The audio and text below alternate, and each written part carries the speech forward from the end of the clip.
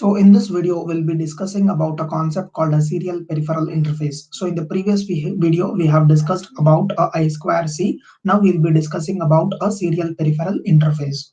Again, this is also an interface with respect to the serial communication. So this concept of SPI was introduced by Motorola.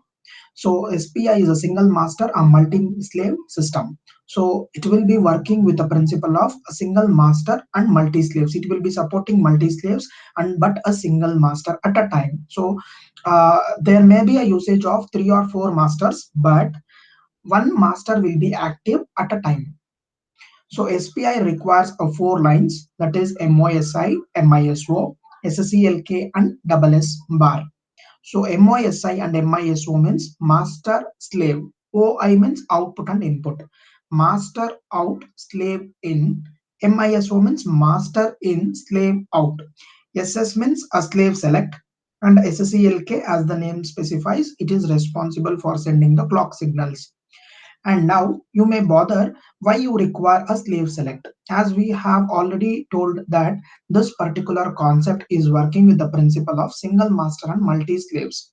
Whenever there are multi slaves, the master will be initiating the transaction of a data with only one slave at a time. So therefore it has to select the appropriate slave. So in order to choose the appropriate slave, we'll be using the line called as SS bar. And this SS bar is nothing but an active low signal. So whenever the logic 0 is applied to this line, then the appropriate slave will be getting selected. So this is the actual diagram that is there in your syllabus. So as discussed, there are 4 lines. If you just observe, there are 4 lines, that is MOSI, MISO and SSEL, and of course one more line, that is SS1 bar, SS2 bar. So this SS lines will depend upon the number of slaves. If there are n number of slaves, then there will be n number of SS lines. And all the SS lines are active low. If I am giving active high to slave 1, if I am giving active high to SS1, then the slave 1 will not be activated. If I am giving active low to SS2 line, then the slave 2 is activated.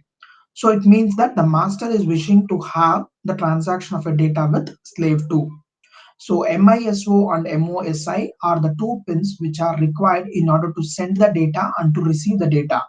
To send the data to the slaves, we are using MOSI.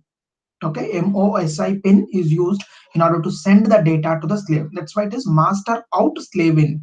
If we are writing the data to the slaves, then we have to use MOSI.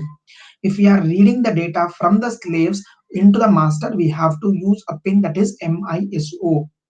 Right? So these are the 4 lines we are using in order to use this SPI, that is a serial peripheral interface.